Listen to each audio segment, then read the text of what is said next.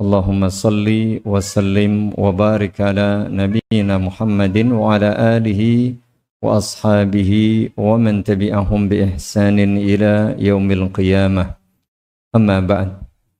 Ibu-ibu, bapak-bapak, jamaah kaum muslimin wal muslimat yang saya hormati, saya muliakan, rahimani wa rahimakumullah. Alhamdulillahirabbil alamin. Bersyukur kepada Allah Subhanahu wa taala Rabbul alamin. Sampai saat sore hari ini kita masih diberi beragam nikmat, karunia dan anugerahnya yang tidak mungkin bisa kita hitung satu persatu dan jumlahnya. Di antaranya kita bisa bersua, berkumpul bersama di salah satu rumahnya yang mulia, yaitu Masjid Abdurrahman bin Auf. Semoga kehadiran kita di rumah Allah ini, kebersamaan kita pada sore hari ini, Allah hitung menjadi bagian dari amal soleh kita, menjadi bentuk syukur kita kepadanya, dan tentu sebagai salah satu sarana untuk mendapatkan ilmu yang bermanfaat dan berguna. Allahumma amin. Semoga salawat dan salam selalu dilimpahkan kepada Nabi kita Muhammad sallallahu alaihi wa ala alihi wasallam, berikut para istri, para keluarga yang beriman, para sahabat, para nabi dan rasul lainnya, juga segenap umat Islam dimanapun dan kapanpun berada yang masih mau mengikuti dan memegang teguh agama ini dengan baik sampai jelang kiamat tiba. Baik jamaah yang mudah-mudahan dirahmati Allah Subhanahu wa taala, sembari kita menunggu waktu berbuka, kita gunakan kesempatan yang terbatas ini untuk saling menasihati, saling mengingatkan, dan tentu saja untuk melanjutkan dan menambah ibadah kita. Mari kita niatkan duduk bersama kita ini untuk beribadah kepada Allah Subhanahu wa taala. Di samping ibadah-ibadah lain yang sedang kita kerjakan, lebih-lebih ibadah puasa Ramadan, salah satu ibadah yang sangat agung lagi mulia. Namun sembari melakukan ibadah puasa, kita isi dengan ibadah-ibadah yang lain. Salah satunya adalah kita saling menasihati dan belajar bersama. Semoga diberkahi oleh Allah Subhanahu wa taala. Kesempatan sore hari ini insyaallah taala kita mencoba kembali mengingat, merenung dan memikirkan ada satu peristiwa yang pasti terjadi, yang kelak pasti akan terjadi, yaitu hari kiamat, yaumul qiyamah. Yang tahu atau tidak, suka atau tidak, beriman atau tidak akan adanya hari kiamat itu, pasti semua orang kelak akan menjumpai hari akhirat. Bagi orang yang beriman, tentu ketika dia beriman akan adanya hari kiamat, hari akhir, lalu beriman adanya kehidupan setelah hari akhir,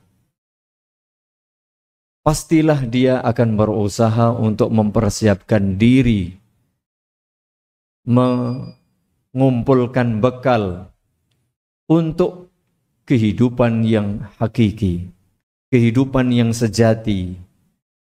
Dan pada hari kiamat atau pada kehidupan akhirat kelak, hanya ada dua pilihan jamaah, yaitu kehidupan yang membahagiakan, yang satu kehidupan yang menyengsarakan. Tentu orang-orang yang cerdas, orang-orang yang beriman akan berusaha mempersiapkan dirinya, membekali dirinya untuk meraih kehidupan abadi di dalam kesenangan, kegembiraan dan kebahagiaan itu. Itulah surga Allah Subhanahu wa taala, tempat Allah memberikan keridhaannya kepada hamba-hambanya yang beriman. Namun proses untuk sampai kepada tujuan akhir, kehidupan yang abadi di dalam keridhaan Allah Subhanahu wa taala di surga itu, ada tahapan-tahapan, proses yang mesti dilalui. Tidak serta-merta kemudian langsung begitu mati langsung sampai ke sana, tidak. Ada sebuah ya, proses peristiwa besar yang salah satunya adalah al-mizan atau proses peristiwa penimbangan amal-amal ibadah setiap hamba ketika di dunia. Jamaah yang mudah-mudahan dirahmati Allah Subhanahu wa taala, proses setelah terjadinya hari kiamat, banyak peristiwa yang nanti disebutkan di dalam Al-Quran maupun hadis.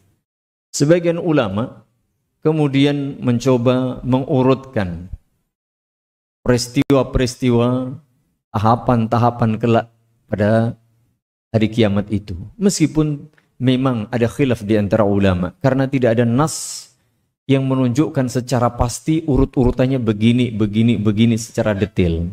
Hanya semua itu pasti terjadi. Sebagian ulama mengurutkan di antaranya, yang pertama, ketika umat manusia dibangkitkan dari alam kubur mereka, ketika peristiwa hari kiamat tiba, maka digiringlah seluruh umat manusia dari awal sampai akhir. Istilah kita dari A sampai Z. Ya, dari awal sampai akhir seluruh umat manusia dikumpulkan di padang mahsyar, tempat berkumpul. Satu tempat. Semua orang berdiri di tempat yang sama. Itu padang mahsyar. Berapa lama berdiri di situ? Berapa lama semua? Berapa lama? Iya, 1 hari. Tapi 1 hari itu sama dengan berapa? 50.000 tahun lamanya. Semua orang menanti perhitungan. Maka hari kiamat juga salah satu namanya adalah Yaumul Hisab, hari perhitungan. Menunggu perhitungan, pengadilan dari Allah Subhanahu wa taala dalam kondisi jangan diharapkan, jangan dibayangkan seperti kita nunggu buka bersama. Nunggu buka bersama, ya Allah, di depan antum sudah ada makanan, minuman. Masya Allah. Besok tidak seperti itu zaman, dan tidak bisa kita bayangkan. Matahari ditekatkan di atas kepala seluruh umat manusia. Berapa jaraknya? 1 mil. 1 mil itu berapa? Hah? 1,6. Itu kalau ukuran jarak. Mil dalam bahasa Arab itu bisa berarti ini loh, apa namanya? Kalau ibu-ibu pakai ini apa namanya? Celak. Pensil celak itu paling panjang berapa senti?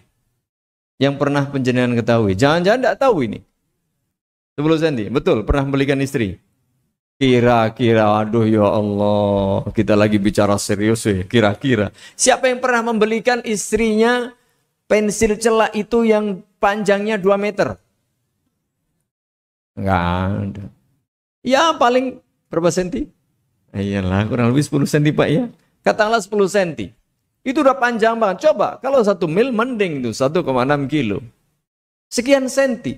Andaikan 1,6 kilo sudah mateng gitu lah di dunia. Ya, jarak bumi dan matahari berapa? Ada yang tahu? Nggak ada yang tahu. Ilmuwan itu hanya ngira-ngira. Sekian juta atau sekian cahaya. Waduh, nggak bisa dibayangkan jamaah. Dalam kondisi genting, dalam kondisi menderita, dalam kondisi tersiksa seperti itu, setiap orang akan merasakan penderitaan itu sesuai dengan kadar dosa dan amal masing-masing. Peluh mereka sesuai dengan dosa masing-masing. Panas yang seperti itu tidak bisa kita bayangkan jemaah. Dalam kondisi huru hara, genting yang luar biasa.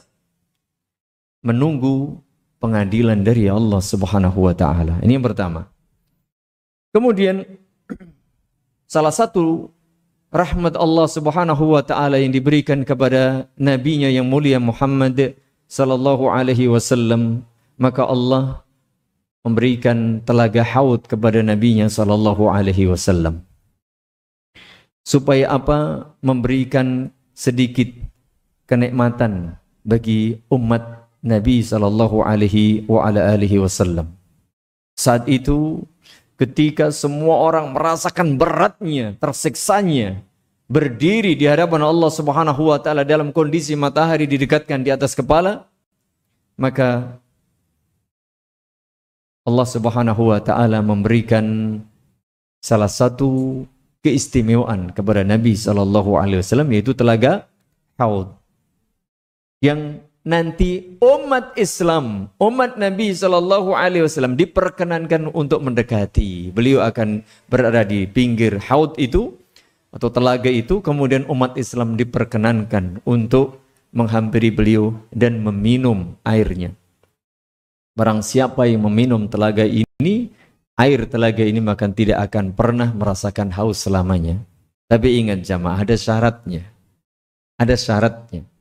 Mungkin penampilannya sama, statusnya dari jauh ini sama, ini penampilannya sama. Sebagai seorang muslim, penampilan lahirnya sama, mungkin. Ketahuan ini muslim, ini muslim, ini muslim. Tapi nanti ada orang-orang yang tidak diperkenankan mendekati telaga Haud. Apalagi meminumnya, tidak boleh. Dekati aja, oh tidak boleh, diusir. Siapa yang diusir itu? Mereka adalah orang-orang yang mengubah ajaran agama ini. Orang-orang yang melakukan perbuatan bid'ah. Orang-orang yang murtad. Orang-orang yang mengada-adakan dalam urusan agama. Maka mereka tidak diperkenankan, mendekati saja nggak boleh jamaah. Apalagi minum. Maka salah satu kenikmatan, keamanan dan kebahagiaan sebelum seseorang besok itu masuk ke dalam surga, apa syaratnya jamaah? Ittiba'un Nabi sallallahu alaihi wasallam. Berusaha mengikuti agama ini, manut, tunduk, patuh, pasrah, bongkoan kepada syariat Nabi sallallahu alaihi wasallam. Jangan pernah berani mencoba membuat perkara baru dalam urusan agama. Karena orang-orang yang seperti ini adalah salah satu kategori orang yang tidak diperkenankan mendekati telaga Nabi sallallahu alaihi wasallam.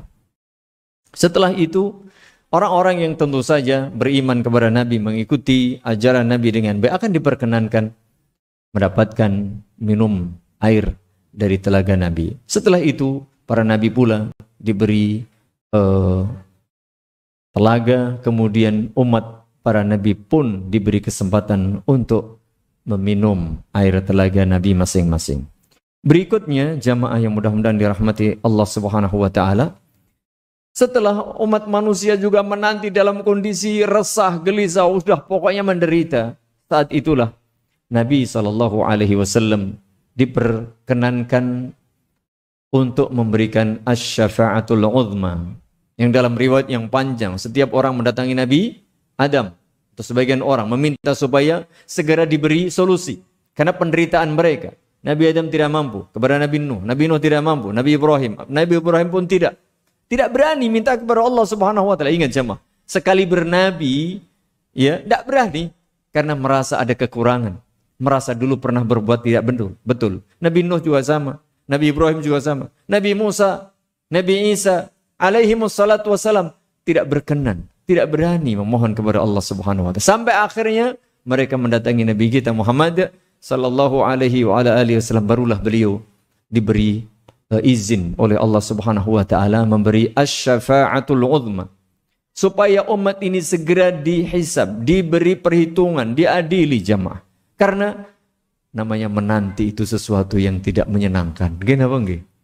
Nunggu buka itu lebih enak mana mas? Berbuka apa nunggu buka? Enak mana? Loh, jujur mas, puasa jangan nggak jujur. Jujur saja. Sampai lebih suka nunggu berbuka apa berbuka? Duh, berarti salah saya di sini. Sampai nunggu saya ngomong, nggak menyenangkan kan? Nikmatin enggak sekarang? Oh iya, oke lah, kalau menikmati kita lanjut.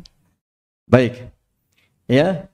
Kemudian setelah itu, setelah dikasih asy-syafa'atul 'uzma, barulah amal-amal umat itu yang dimulai dari umat Nabi sallallahu alaihi wasallam diperlihatkan. Ini loh amalanmu yang baik, ini amalanmu yang buruk, diperlihatkan. Saat itu. Ya. Catatan-catatan, lembaran-lembaran amal kemudian diperlihatkan kepada setiap orang. Ya, ada yang diberi dari sebelah tangan kanannya, ada yang diberi dengan tangan kirinya. Begitu dia. Ya, masing-masing diberi catatan amal. Dari situlah mereka sudah mulai merasakan akan kemana dirinya. Kemudian jamaah yang mudah-mudahan dirahmati Allah Subhanahu wa taala, setelah dikasih catatan masing-masing, maka dihisaplah saat itu. Ya. Istilah mungkin kita kalau apa itu catatan dicek. Tadi kasih dicek. Nah, ini kamu dulu berbuat ini. Iya betul enggak? Ini apa mengapa begini? Terus dicek satu-satu jamaah. Ya, dihisap. Nah, barulah setelah itu ditimbang amalannya. Nah, kita masuk dalam bab al-mizan. Dan masalah mizan, timbangan ini adalah bagian dari hal yang harus diimani secara mantap. Karena ini bagian keimanan kepada hari akhir. Wajib mengimani bahwa besok ada namanya mizan. Ahlus sunnati wal jamaah, ya, akidahnya menetapkan adanya mizan. Wajib mengimani apa? Mizan. Apa itu timbangan? Cuman jangan dibayangkan timbangannya seperti apa, tidak bisa. Itu sekedar nama. Ya, sekedar nama. Tetapi nanti disebutkan bahwa timbangan itu memang ada dua anak timbangan. Cuman jangan dibayangkan seperti apa, seperti tidak bisa. Kita hanya diberi tahu bahwa besok ada timbangan untuk menimbang amal ibadah umat manusia. Kemudian setelah ditimbang, nanti prosesnya adalah orang akan berkelompok sesuai dengan kategori masing-masing. Sudah mulai kelihatan nih orang beriman, ini orang kafir, ini orang munafik. Secara otomatis akan, ya kan sudah ditimbang. Ya, ibaratnya kalau seseorang ini gampang, ini bukan mempersamakan, bukan, tapi sekedar supaya kita lebih mudah memahami. Ketika seseorang mungkin mensortir itu ya, oh ini masuk seleksi masuk sana, ini enggak layak, ini ada sedikit produk ini ada sedikit kekurangan, masih layak dijual, tapi enggak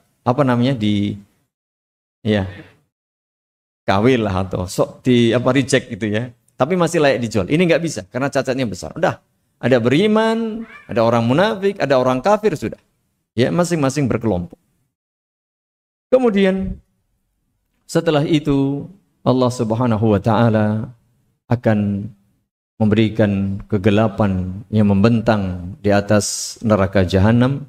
Kemudian setiap orang pun akan melewati itu sesuai dengan kadar amal perbuatan masing-masing. Amal itulah nanti akan memberikan cahaya. Amal itulah menjadi sebab seseorang seberapa cepat dia akan melewati as-sirat yang dibentangkan di atas neraka jahanam. Ada yang secepat kilat, ada yang seperti kuda, ada yang seperti orang berlari, ada yang merangkak. Bahkan ada yang patpet. Apa patpet? Kadang hidup, kadang mati, gelap. Waliyadzubillah. Maka jamaah yang mudah-mudahan dirahmati Allah Subhanahu wa taala, begitulah kondisi kelak. Lalu yang pertama kali melewati adalah Nabi kita sallallahu alaihi wa ala alihi wasallam. Kemudian nanti beliau yang akan pertama kali membuka pintu surga dan masuk ke dalamnya.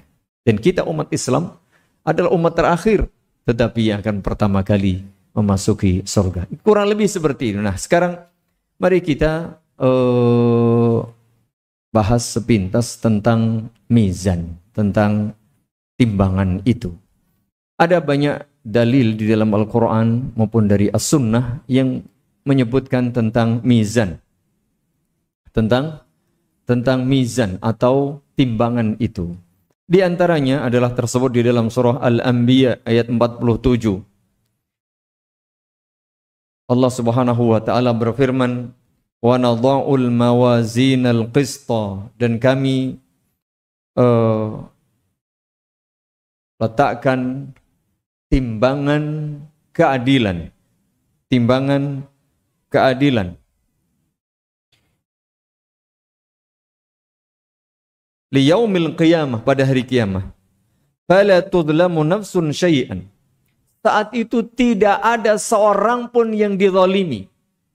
Tidak ada seorang pun yang dizalimi. Dia orang baik, dia orang jelek. Amal baik, amal buruk. Semuanya akan diadili secara adil. Ada diputuskan secara adil. Fala tudlamu nafsun syai'an. Ini kalimatnya jelas. Tidak ada satupun jiwa yang dizalimi oleh Allah Subhanahu wa taala. Wa in kana mithqala habbatin min khardalin ataina biha.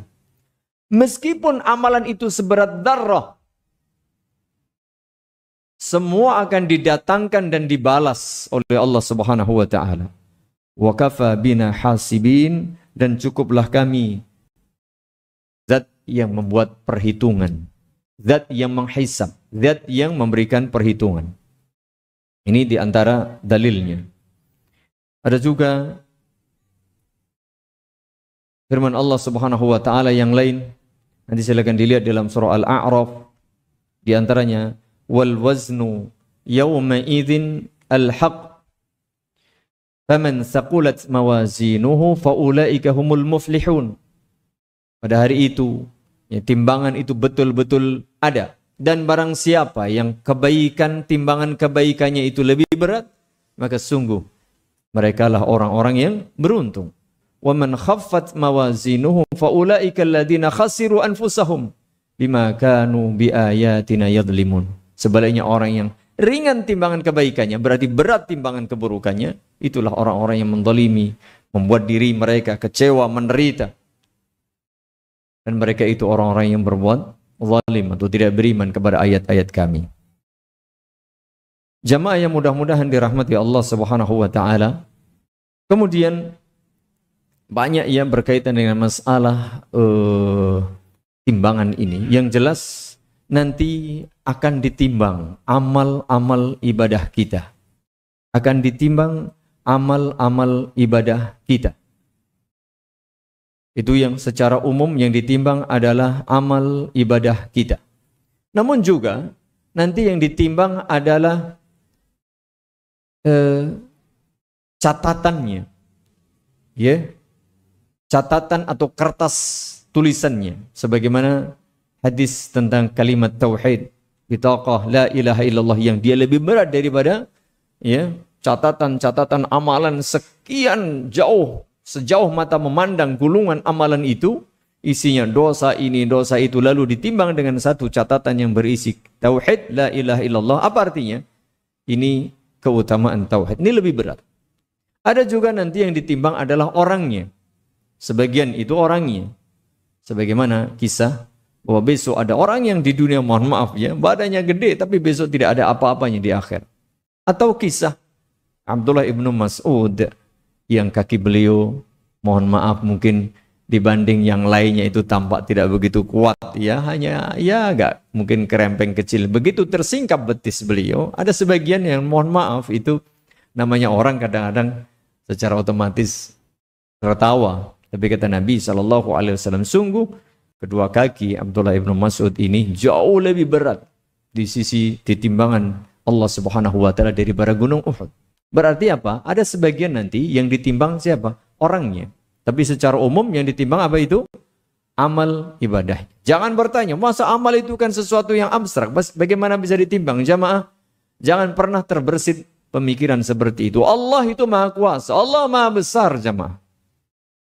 Bikin seluruh alam semesta seperti ini aja bisa kok. Bikin dari yang tidak ada menjadi ada bisa. Apalagi sekedar membuat amalan itu menjadi bisa ditimbang. Dan ini bagian dari keimanan kita kepada Allah Subhanahu wa taala. Jangan pernah terbersit seperti itu. Berikutnya jamaah, kalau kita sudah ngerti bahwa besok setiap kita akan mengalami itu, maka orang yang cerdas adalah orang yang berusaha untuk mencari bekal untuk kehidupan abadi di akhirat kelak. Untuk menyelamatkan dirinya pada kehidupan yang kekal abadi kelak pada hari kiamat. Nah, pada kesempatan sore hari ini karena waktunya sangat terbatas, ada sekitar 10 menit, kita sebutkan beberapa poin atau beberapa amalan yang bisa memperberat timbangan kebaikan kita kelak pada hari kiamat. Secara umum jamaah adalah keimanan dan tauhid. sebanyak apapun amal ibadah seseorang, sebesar apapun kebajikan seseorang, kalau tidak dilandasi dengan keimanan dan tauhid, sungguh itu sia-sia, tidak berguna, dan akan hapus muspro, tidak ada gunanya. Maka amalan pertama dan paling utama agar kita kelak mendapatkan timbangan kebaikan yang lebih berat, apa itu? Beriman dan bertauhid. Beriman dan bertauhid. Dan ini merupakan asas seluruh agama yang dibawa oleh Nabi dan Rasul, yaitu agama Islam. Agamanya sama dan asasnya sama, yaitu apa? Keimanan dan tauhid. Walaqad ba'atsna fi kulli ummatin rasulan an i'budullaha wajtanibut taghut. Itu yang perlu diperhatikan. Wa'budullaha wa la tusyriku bihi syai'a. Sehingga pula nanti dalam kisah itu ada orang yang beriman bertauhid, tapi ini murni imannya, murni tauhidnya. Meskipun dia banyak dosa, catatan amalnya, gulungan itunya sampai sejauh mata memandang, masih lebih ringan daripada keutamaan iman dan tauhid ini, jamaah. Maka ini yang pertama kali harus kita pegang, harus kita jaga. Jangan sampai terkena noda kesyirikan, jangan sampai terkena noda kekufuran, karena itu akan membuat seluruh amal kebajikan kita tiada berguna. Makanya ajak saudara kita, keluarga kita, siapapun umat ini, ayo ajak kepada keimanan kepada Allah Subhanahu wa taala, ajak kepada tauhid. Karena dakwah an-nas ila tauhidillah, mendakwahkan tauhid, mengajak umat manusia bertauhid kepada Allah adalah inti ajaran seluruh nabi dan rasul dari A sampai Z. Itu yang perlu diperhatikan. Yang kedua, tentu amalan-amalan wajib. Ingat nih ya, amalan-amalan wajib. Setelah beriman kepada Allah dan Rasulnya, setelah menjaga tauhid, maka hendaknya mengutamakan amalan-amalan yang wajib. Ada salat wajib, puasa wajib, sedekah wajib misalnya ya, zakat atau infak yang wajib ya, untuk anggota keluarga dan tanggungan kita, dan yang lain. Pokoknya utamakan yang wajib.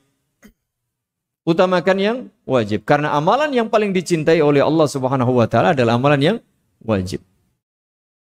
Termasuk misalnya yang ikut i'tikaf, jangan sampai kemudian kita sibuk melakukan amalan sunnah, tapi sholat wajibnya malah terabaikan. Ini terpedaya jamaah, ini tertipu jamaah. Jangan sampai sesuatu yang sunnah kemudian mengalahkan yang wajib. Jaga, jangan sampai malam itu kita membaca Al-Quran, mungkin sholat malam, subuhnya tertinggal. Jangan sampai. Ya, ini penting. Yang wajib. Beriman, bertauhid. Mengamalkan yang wajib. Nah, setelah itu baru amalan-amalan sunnah. Di antara amalan-amalan yang secara khusus ada dalil yang bisa memperberat timbangan kita kelak pada hari kiamat. Yang pertama, tentu banyak banget. Ya, banyak banget. Tapi banyak, atau sebagian ada beberapa yang disebutkan. Yang pertama adalah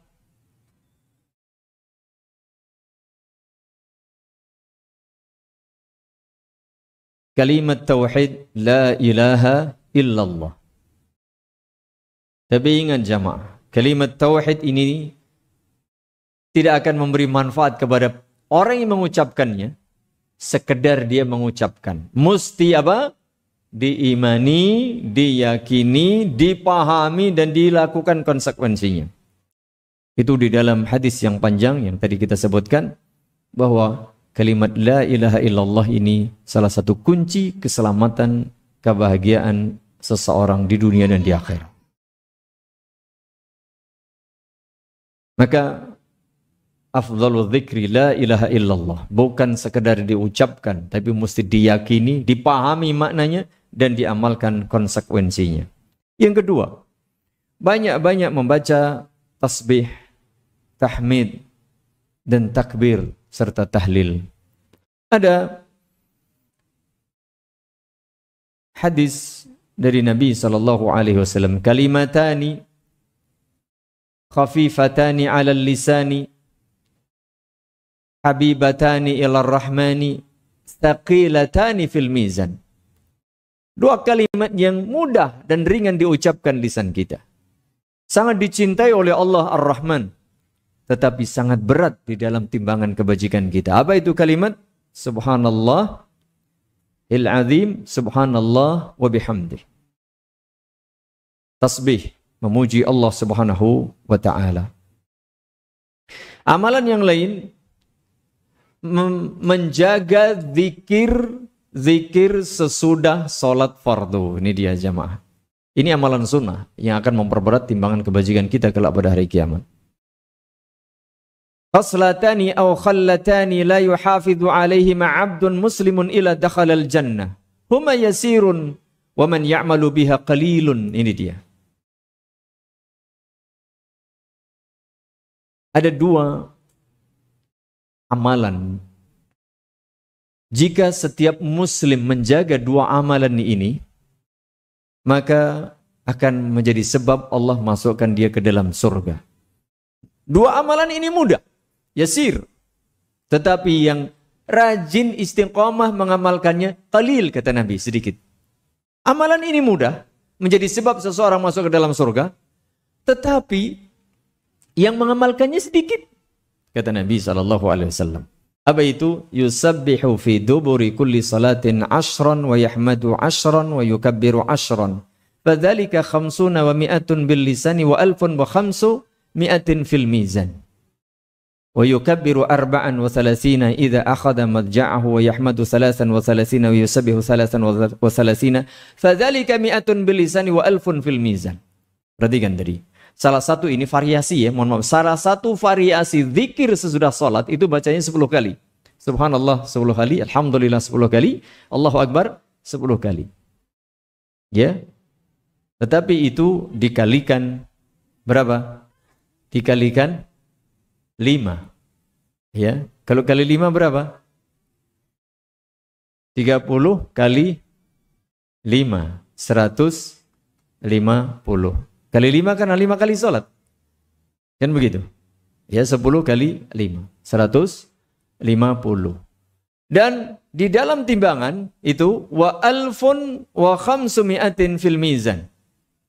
1500 di timbangan Allah itu bukan 150. Kalau tadi kan 30 nih. 30 kali 5 kali salat 150. Itu kita baca, kita ucapkan. Tapi di sisi Allah, di timbangan Allah berapa? 1500. Bagaimana bisa? Karena setiap kebaikan minimal dikali 10. Ya, wal hasanatu bi asyri amsalihha. Ini penting untuk dicatat. Ini sesudah salat. Nanti variasinya banyak ya. Sesudah salat itu yang biasa kita amalkan 33 plus 1 kalimat tauhid. Atau 33 plus 34. Ya, takbirnya. Atau ini dia, 10. Bisa jadi kadang-kadang waktu kita terbatas, kita segera ada urusan penting. Ya, maka usahakan jangan tinggalkan zikir sesudah sholat. Meskipun karena kondisi tertentu, waktu kita nggak luang, mepet banget, setelah ketinggalan kereta misalnya, maka baca yang sedikit. Jangan tinggalkan jamaah, karena ini luar biasa. Menjadi sebab Allah masukkan kita ke dalam surga. Begitu pula, ini kalau setelah sholat mungkin ya, yang agak sulit itu sebelum tidur jamaah. Baru membaca subhanallah 10 kali, sudah tahu-tahu pagi. Ini persoalannya. Iya, ini terus terang saja ya. Kata Nabi, mudah tapi sulit. Sedikit yang maksud saya mudah diucapkan tapi sedikit yang melakukan. Mohon maaf, jujur kadang-kadang itu saya yang sulit. Belum selesai tahu-tahu sudah dengar azan. Ini persoalan. Jadi dibaca berapa? 33 kali. Subhanallah, Allah alhamdulillah 33 kali dan Allahu Akbar 34 kali sebelum tidur. Ini salah satu zikir sebelum tidur adalah membaca subhanallah, alhamdulillah, Allahu Akbar. Mudah apa mudah? Mudah. Ya, tapi itu tadi. Baik.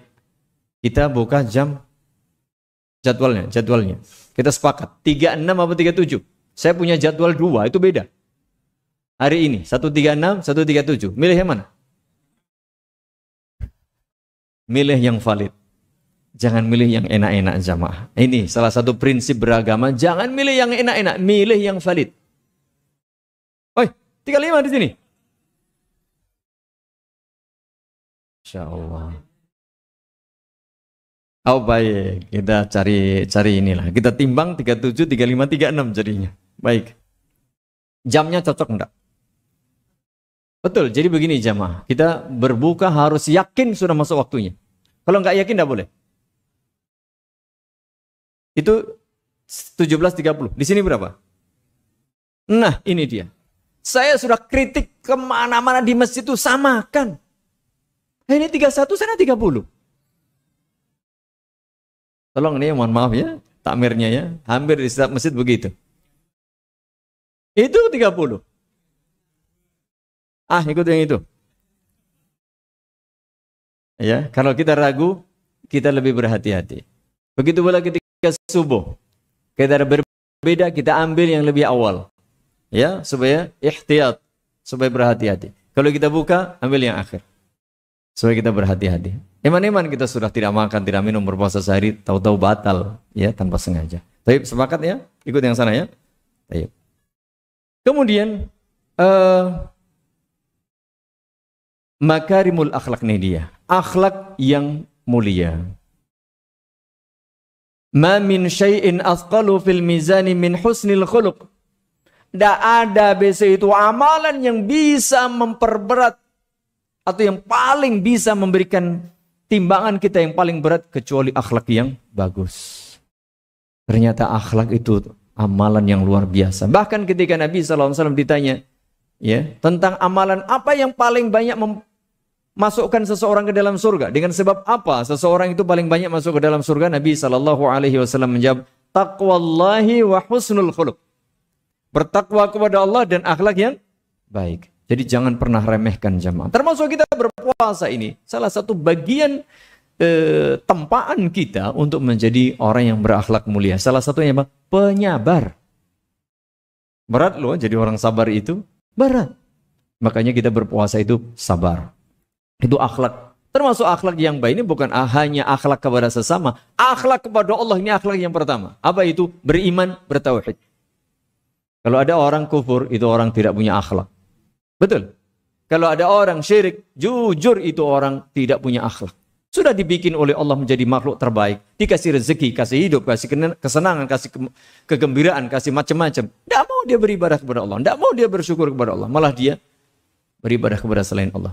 Orang seperti ini berakhlak tidak? Tidak. Ini hakikatnya. Makanya akhlak yang paling pertama adalah akhlak kepada Allah Subhanahu wa ta'ala. Akhlak kepada Rasulullah SAW. Berikutnya baru akhlak kepada sesama manusia.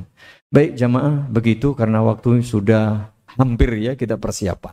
Mungkin mau berdoa, mungkin yang lain silahkan. Demikian, semoga bermanfaat, lebih kurangnya mohon maaf. Semoga Allah Subhanahu wa ta'ala menjaga iman kita, menambah takwa kita, mengampuni dosa-dosa kita, dan memberi kita taufiknya untuk tetap istiqamah di atas akidah, di atas iman, di atas tauhid, di atas sunnah. Semoga Allah memberi kita istiqamah sampai akhir kehidupan kita kelak membawa husnul khatimah. Allahumma amin. Subhanakallahumma wa bihamdika asyhadu an la ilaha illa anta astaghfiruka wa atubu ilaik. Assalamualaikum warahmatullahi wabarakatuh.